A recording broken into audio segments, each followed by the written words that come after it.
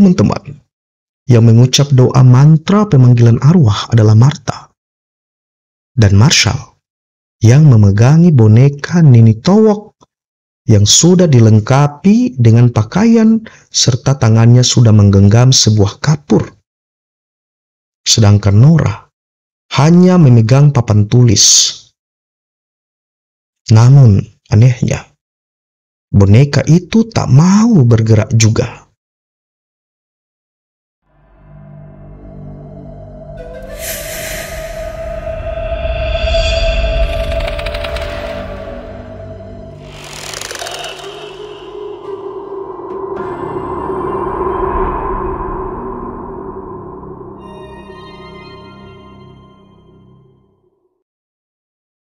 Assalamualaikum warahmatullahi wabarakatuh.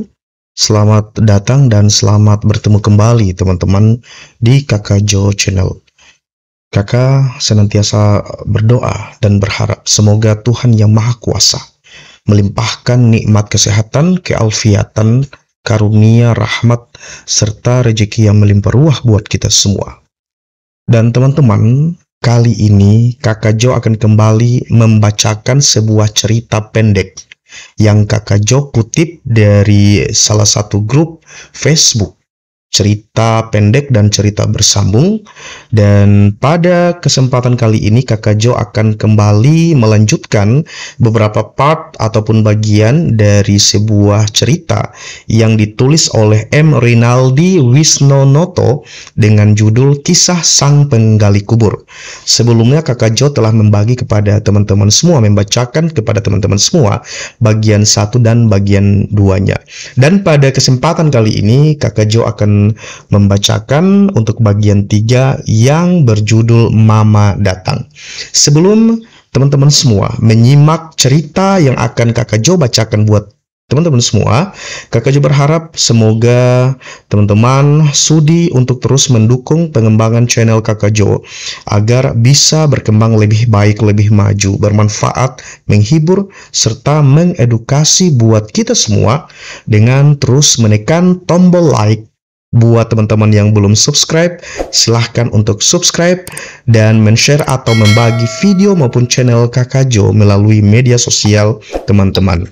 Dan Kakak Jo berharap teman-teman pun menekan tombol lonceng untuk mendapatkan notifikasi video terbaru dari Kakak Jo Channel.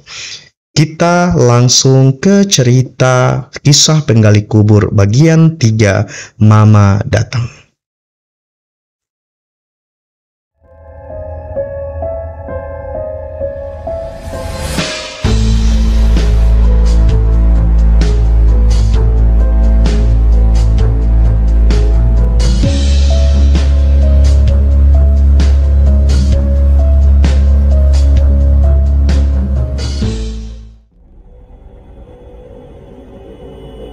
Ibu Ariyati, teman-teman, senang sekali karena hari ini satu-satunya yang dinas di Manokwari akan datang ke Blora dengan pesawat terbang.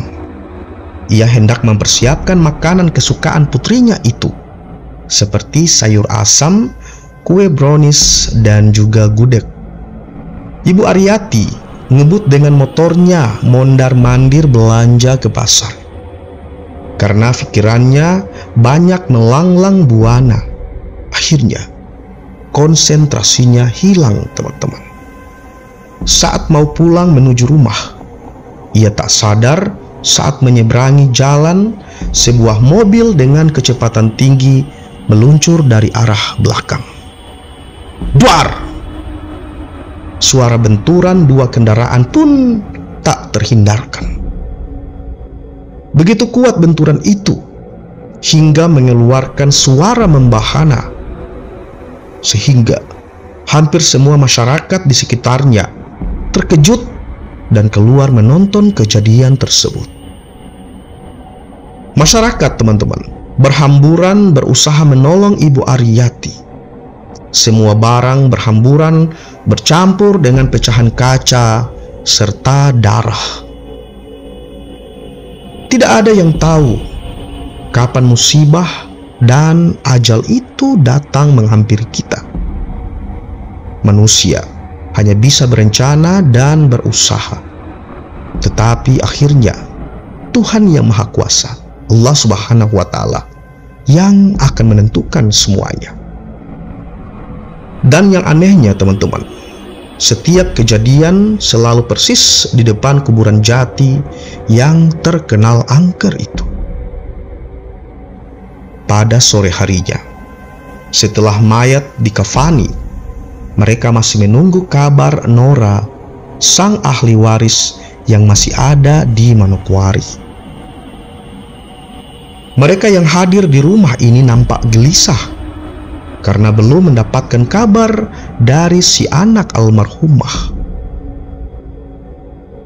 Bagaimana?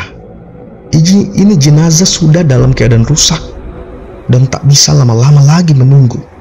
Kasihan si mayat, ujar Ustadz Soleh bertanya kepada Saiful.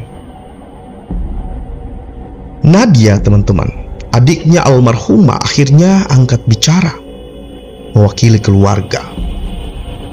Terserah Pak Ustadz aja, karena barusan saya mendapat kabar dari Nora kalau pesawat ke Jawa mengalami delay 1 hari karena cuaca di Manokwari buruk.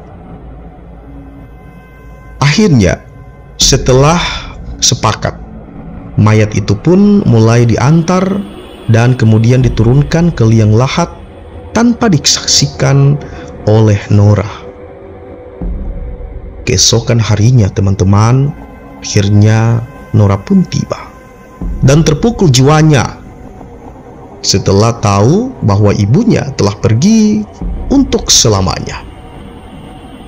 Sepertinya Nora merasa bersalah karena musibah itu datang di saat ibunya mempersiapkan permintaan kesukaannya, seperti makan brownies, gudeg, dan lain-lain. Mungkin saja teman-teman, bila dirinya tidak meminta seperti itu, tak mungkin musibah itu akan datang kepada ibunya.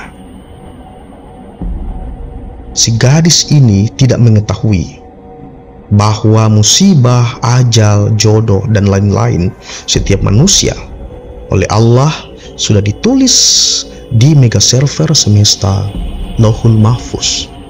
Jauh teman-teman, sebelum manusia dilahirkan di muka bumi. Hati Nora teman-teman tetap tidak ikhlas melepas kematian ibunya yang terasa begitu mendadak. Padahal Nora masih ingin berkumpul, berbagi senang, serta berkeluh kesah dengan sang ibu. Seminggu setelah kematian ibunya, Nora kemudian mengajak kedua temannya untuk mengadakan ritual pemanggilan roh. Martha dan Marshall setuju dengan usulan Nora karena mereka waktu masih kecil suka permainan jelangkung atau jelangkong. Ketiganya mempersiapkan peralatan untuk melaksanakan ritual sebagaimana yang mereka sepakati bertiga, seperti boneka Nini Towok yang dibuat dari kayu berkepala batok kelapa, air putih, darah ayam, dan beberapa daging mentah, serta kemenyan. Lalu teman-teman, mereka memilih sebuah tempat yang aman dan sepi, yaitu sebuah gudang lama yang tak terpakai. Gudang itu tepat di seberang jalan tempat kejadian kecelakaan ibunya, atau tak jauh dari areal perkuburan hutan jati.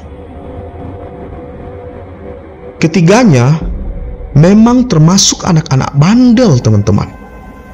Dan walaupun bandel, mereka pun itu sebagai anak-anak pemberani di desa Manuk Ireng. Saat itu bulan purnama bergelayut ceria di atas awan hitam. Jelangkung jelangset, di sini ada pesta kecil-kecilan. Jelangkung jelangsat, datang tak jemput, pulang tak diantar. Jelangkung jelangsat, bolehkah panggilkan kami, roh ibu kami, Ibu Aryati, kami merindukanmu. Teman-teman, yang mengucap doa mantra pemanggilan arwah adalah Martha. Dan Marshall yang memegangi boneka Nini Towok yang sudah dilengkapi dengan pakaian serta tangannya sudah menggenggam sebuah kapur. Sedangkan Nora hanya memegang papan tulis. Namun anehnya, boneka itu tak mau bergerak juga. Untuk kedua kalinya, mereka kembali mengulang mantra untuk pemanggilan arwah melalui media jelangkung itu. Namun boneka itu tetap tidak bergerak. Apa ada yang kurang persyaratannya ya? Tanya Nora. Kurasa enggak. Ayo kita ulangi lagi, tapi lebih semangat, seru Martha dengan kegirangan teman-teman. Lalu mereka bertiga mulai mengulangi mantra, tetapi dengan ritme yang lebih lambat. Tak lama kemudian terdengar suara lolongan anjing dari kejauhan dan angin mulai bertiup melalui sela-sela pintu, nyaris mematikan nyala lilin. Martha dan Marshall nampak mulai ketakutan. Belum pernah seumur hidupnya mereka bermain jelangkung sampai dengan berhasil seperti malam itu. Suasana begitu memukau, apalagi bau anyir darah bercampur busuk kotoran mulai tercium masuk ke dalam gudang. Mereka dulu banyak berbohong saat bermain jelangkung, teman-teman. Tetap tenang, jangan takut. Kita harus selesaikan sampai tuntas, kata Nora. Matanya nampak berbinar. Ia yakin, teman-teman, bahwa arwah ibunya mulai mendatangi mereka. Apalagi boneka di tangan Marshall mulai nampak bergerak-gerak. Wajah Marshall nampak pucat dan tegang. Ia tak kuasa melepaskan boneka ini, seakan-akan ia diikat menjadi satu dengan boneka itu. Benarkah kau ibuku? Nora mulai menyodorkan papan tulis ke hadapan boneka itu. Dan boneka itu mulai menulis di atas papan tulis. Benar, aku ibumu. Aku merindukanmu, nak. Akan kubawakan kue brownies untukmu. Teman-teman, sementara tak jauh dari gudang, Ustadz Soleh sedang meronda sendirian keliling desa Manuk Ireng. Dan saat Ustadz Soleh melewati gudang, ia mendengar suara-suara dari arah gudang. Ustadz Soleh curiga saat melihat pintu gudang tidak tertutup rapat, apalagi mendengar percakapan orang dari dalam gudang. Lelaki jomblo itu kemudian mengintip dari sela pintu. "Hei, astagfirullah, apa yang kalian lakukan di sini?" Ustadz Soleh nampak marah setelah tahu bahwa ketiga gadis itu mengadakan ritual pemanggilan roh. "Awas, Ustadz Soleh datang, ayo kabur!" teriak Nora. "Tunggu!" Ustadz Soleh menghalangi jalan mereka bertiga. "Kalian barusan melakukan perbuatan syirik. Perbuatan syirik itu paling dibenci Allah, tetapi paling disukai oleh setan." Dan teman-teman, mereka bertiga semuanya terdiam. Tidak ada yang berani menjawab. Mau kalian menjadi teman setan? Itu tadi bukan ritual memanggil roh, tetapi ritual memanggil para jin. Karena roh sudah dipegang Allah, sedangkan jin itu suka berbohong, dan dia ingin menyesatkan kalian. Teman-teman, setelah panjang lebar mendapat nasihat serta penjelasan dari Ustadz Soleh, ketiga gadis itu pun akhirnya pulang dengan hati yang kecewa. Mereka tak menyadari bahwa akibat perbuatan mereka bermain jelangkung, kini mereka diikuti oleh tiga makhluk yang tak kasat mata. Malamnya di rumah, Nora tidur sendirian dengan ditemani boneka Barbie. Ia masih memiliki keyakinan bahwa yang memasuki jelangkung adalah roh ibunya. Pasti Pak Ustadz Soleh salah. Aku yakin itu Mama. Mama, aku rindu. Jangan biarkan Nora bobo sendirian ya Ma. Mata Nora mulai mengeluarkan air mata, teman-teman, saat menatap foto ibunya itu. Di kejauhan terdengar anjing menyalak dan melolong, seakan mereka melihat makhluk tak kasat mata melintas di depan mereka. Bulu kuduk Nora meremang, seperti yang ia rasakan sewaktu bermain jelangkung pada saat kemarin malam. Tok, tok, tok. Ketukan di jendela berkali-kali terdengar di telinga Nora. Suara seorang wanita memanggil namanya. Nora, ini Mama. Bukakan pintu, Nak. Mama datang bawa brownies untuk kamu.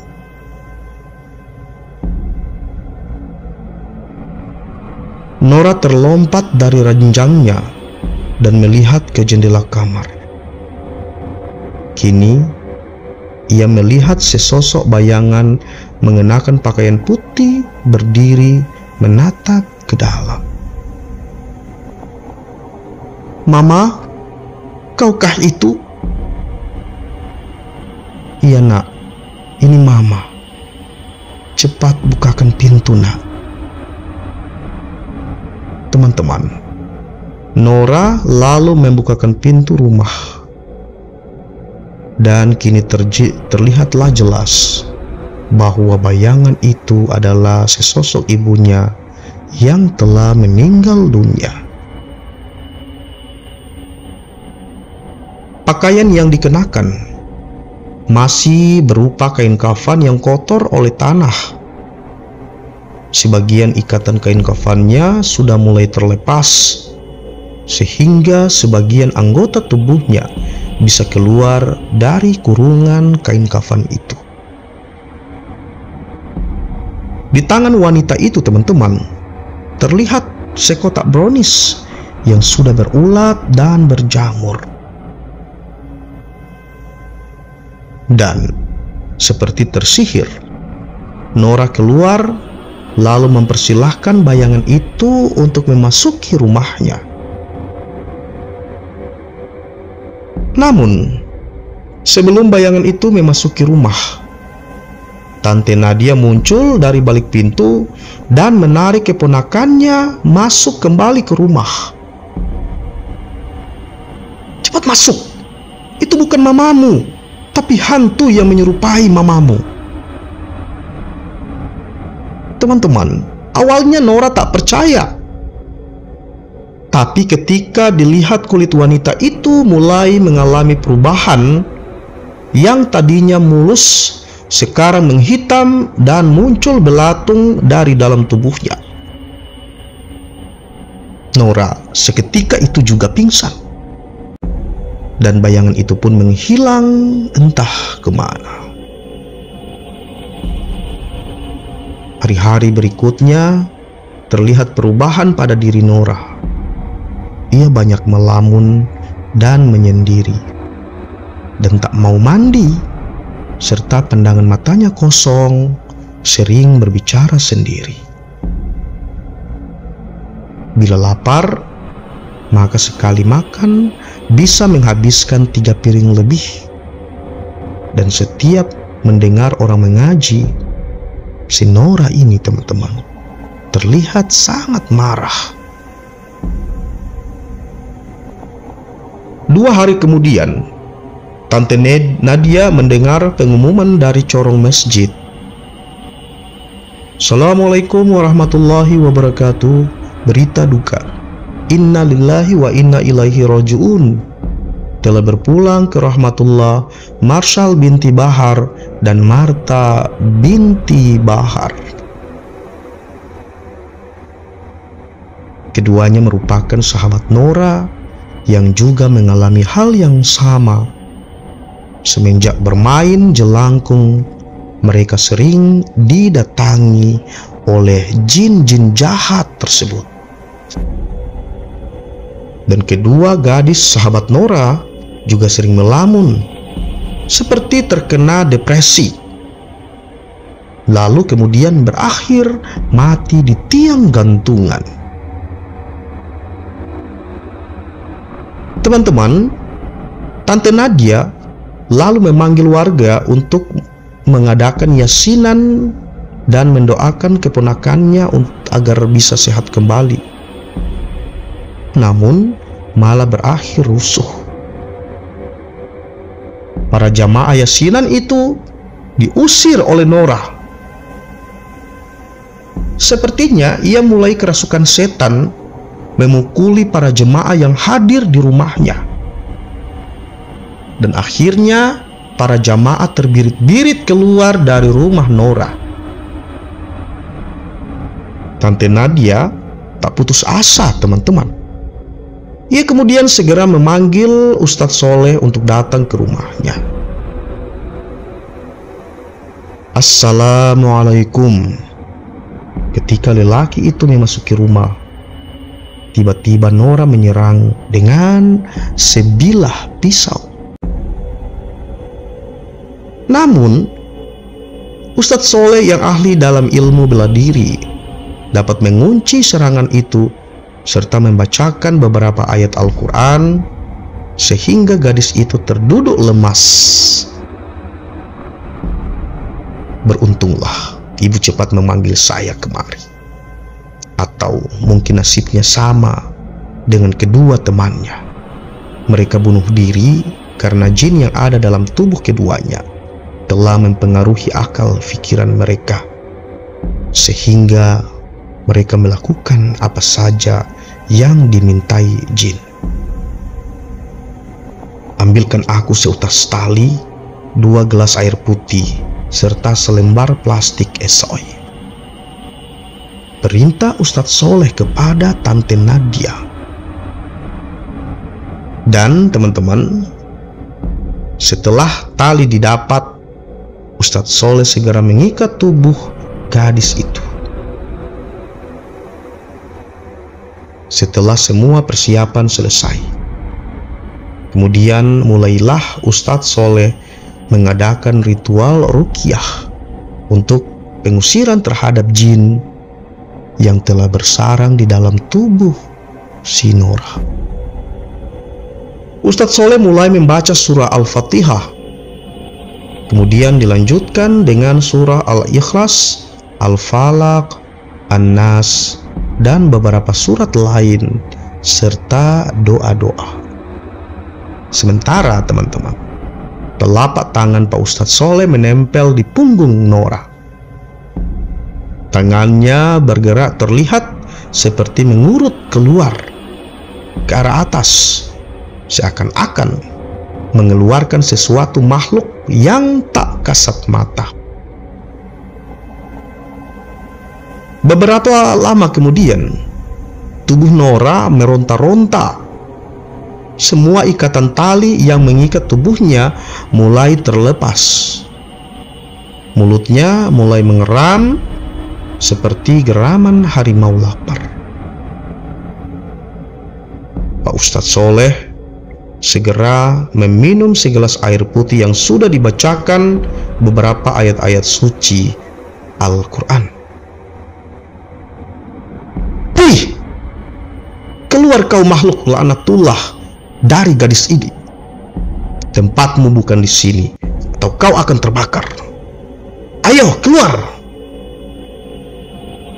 Air yang disemprotkan melalui mulut Ustadz Soleh kemudian segera bereaksi, teman-teman. Tubuh Nora mulai mengeluarkan asap putih dan gadis itu menjerit-jerit kesakitan. "Ampun, panas! Ustadz, ampunkan aku akan keluar." Dan setelah jin itu keluar, Nora terlihat lemas dan kemudian muntah-muntah. Ustadz Soleh segera mengambilkan kantong plastik asoy dan menampung muntahannya itu. Setelah muntahannya selesai, Nora segera meminum air putih yang diberikan oleh Ustadz Soleh. Nora segera meminum air putih yang diberikan oleh Ustadz Soleh, dan kemudian sebelum Ustadz Soleh pulang, ia berpesan kepada Tante Nadia agar menasehati keponakannya untuk bisa rajin melaksanakan segala perintah Allah, seperti menunaikan sholat 5 waktu, serta membaca Al-Quran, berzikir, agar sang jin tidak kembali mengganggu keponakannya itu.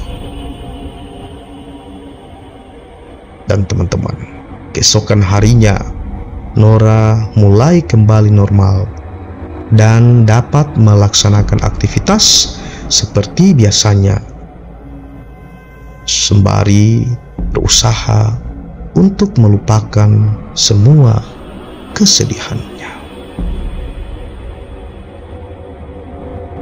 Demikian teman-teman, sebuah cerita pendek yang dapat Kakak Jo bacakan dan bagikan buat teman-teman semua, dengan judul Kisah Sang Penggali Kubur pada bagian 3, Mama Datang.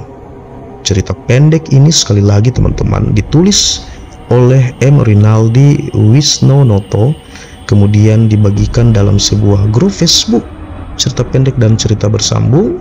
Kakak Jo kutip, kemudian bacakan serta bagi buat teman-teman semua.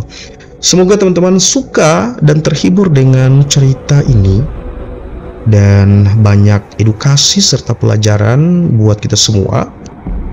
Dan tentu saja ketika dapat memberikan pelajaran maupun mengedukasi, maka hal yang pasti ini sangat bermanfaat buat hidup dan kehidupan kita. Terima kasih buat teman-teman yang telah sudi meluangkan waktunya untuk menonton channel Kakak Jo. Semoga Tuhan Yang Maha Kuasa membalas seluruh kebaikan teman-teman yang telah ikhlas dan sudi untuk terus mendukung pengembangan channel ini agar mampu berkembang lebih baik, lebih maju, bermanfaat, menghibur, mengedukasi buat kita semua. Untuk itu sekali lagi Kakak Jo berharap teman-teman sudi untuk menekan tombol like, subscribe, dan share, serta jangan lupa menekan tombol lonceng agar mendapatkan notifikasi ataupun pemberitahuan video-video terbaru dari Kakak Jo Channel. Terima kasih yang sebesar-besarnya sekali lagi ya teman-teman, dan insya Allah kita akan ketemu pada bagian yang lain dengan cerita yang masih dengan title Sang Penggali Kubur ya, karena banyak partnya, bagiannya, dan insya Allah Kakak Jo akan menghabiskannya dan membacakan serta membagikan buat teman-teman semua. Terima kasih sekali lagi, kita akan ketemu di lain waktu, lain kesempatan, dan Kakak Jo akhiri. Assalamualaikum warahmatullahi wabarakatuh.